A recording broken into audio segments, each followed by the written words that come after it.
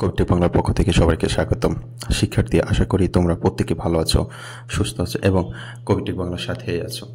একটি বিষয় তোমাদের মাঝে আলোচনা করার চেষ্টা করছি, বাংলা 2 এসএসসি ভোকেশনাল ও দাখিল ভোকেশনালের জন্য। বাংলা 2তে আজকে ব্যাকরণের আমি 2 থেকে 3টা প্রশ্ন দেখাচ্ছি, যেটা মোস্ট ইম্পর্টেন্ট আমার কাছে মনে হয়েছে। এই প্রশ্নগুলো তোমরা মুখস্থ করে রাখতে পারো। হ্যাঁ শিক্ষার্থী, যারা এই মুহূর্তে আমার চ্যানেলে জয়েন করেছো, অবশ্যই চ্যানেলটিকে সাবস্ক্রাইব করে বেল আইকনটি অন করে রাখবে। একটা বিষয় দেখো, আমি প্রথম যে প্রশ্নটা রেখেছি এটা বিগত কয়েকটা প্রশ্নেই রাখতেছি বারবারে, যে একটি সার্থক বাক্যের কয়টি গুণ থাকা দরকার, উদাহরণ সহ লেখো। তো এই ধরনের প্রশ্ন আসলে প্রথমেই আপনি বাক্যের সংজ্ঞাটা খুব দ্রুত এক লাইনে লিখে দিবেন, যে পদ বা পদ সমষ্টি দ্বারা বক্তার মনের একটি সম্পূর্ণ ভাব প্রকাশ পায় তাকে বাক্য বলে। এটা তারপর একটি বাক্যের 3টি গুণ থাকা দরকার। একটা হচ্ছে আকাঙ্ক্ষা, যোগ্যতা, আসক্তি। আকাঙ্ক্ষাটা কি? কোনো বাক্যে যতগুলো পদ থাকার কথা সবগুলো পদ একসাথে না থাকলে শ্রোতা অর্থ উদ্ধার করতে পারে না, মানে অর্থ বুঝতে পারে না। যেমন মেঘনা বাংলাদেশের, আর কিছু বললাম না, তাহলে কিছু একটা শুনতে আপনার ইচ্ছা হচ্ছে, এটা হচ্ছে আকাঙ্ক্ষা। এতটুকু বললে অর্থ প্রকাশ পায় না, তাই শ্রোতা পরবর্তী পদগুলো শুনতে চায়। বাক্যস্থিত পদগুলো একত্রে শোনার ইচ্ছেই হচ্ছে আকাঙ্ক্ষা। আচ্ছা, এরপর 2 নম্বর হচ্ছে যোগ্যতা। হ্যাঁ, বাক্যে ব্যবহৃত পদসমূহের অর্থগত ভাবগত মিলবন্ধনকে বলে যোগ্যতা। অর্থাৎ বাক্যে প্রকাশিত অর্থের সাথে চিরন্তন সত্যের সামঞ্জস্য থাকতে হবে, নতুবা বাক্য হবে না। যেমন মাছ আকাশে ওড়ে, এটা কিন্তু সম্পূর্ণই একটা কেমন যেন লাগলো।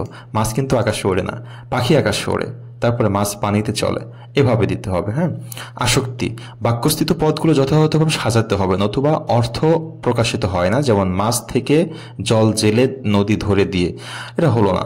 এটা আমরা যদি মিলিয়ে সুন্দর করে লিখতে পারতাম তাহলে হতো জেলে নদী থেকে মাছ, এরকম, তাই না?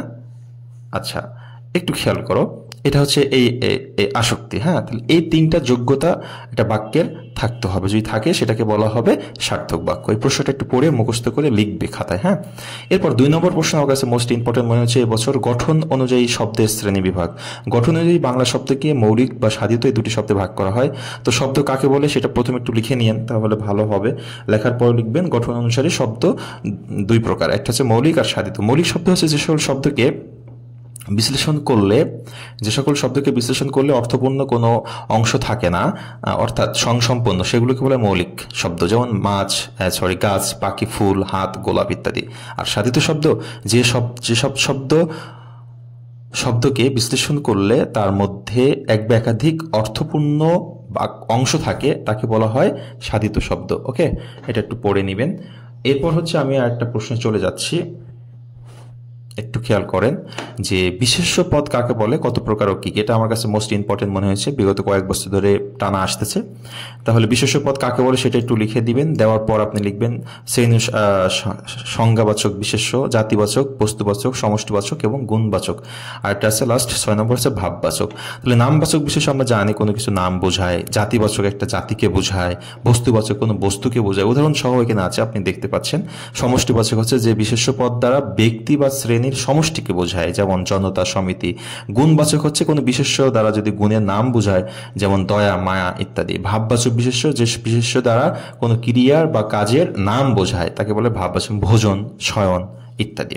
এই প্রশ্নটা আপনাকে সুন্দর করে পড়ে নিতে হবে। লাস্ট একটা প্রশ্ন দেখাচ্ছি এবছরের জন্য মোস্ট ইম্পর্টেন্ট এই প্রশ্নটা, সমাপিকা ও অসমাপিকা ক্রিয়ার পার্থক্য। সমাপিকা ক্রিয়া, এই ক্রিয়া দ্বারা বাক্যের অর্থ সম্পূর্ণরূপে প্রকাশ পায়, আর অসমাপিকা ক্রিয়া এই অর্থ দ্বারা সম্পূর্ণ প্রকাশ পায় না, অন্য কোনো পদের উপর নির্ভর করে না, আর অন্য পদের উপর নির্ভর করে। সমাপিকা ক্রিয়া স্বাধীন আর অসমাপিকা ক্রিয়া সমাপিকা ক্রিয়ার উপর নির্ভরশীল। শিক্ষার্থীবৃন্দ, এই যে 3টা প্রশ্ন দেখানোর চেষ্টা করেছি, এই 4টা প্রশ্ন দেখানোর চেষ্টা করেছি, 4টা প্রশ্ন খুব ভালোভাবে মুখস্থ করবে, ইনশাল্লাহ এর ভিতরে অবশ্যই কমন আসবে।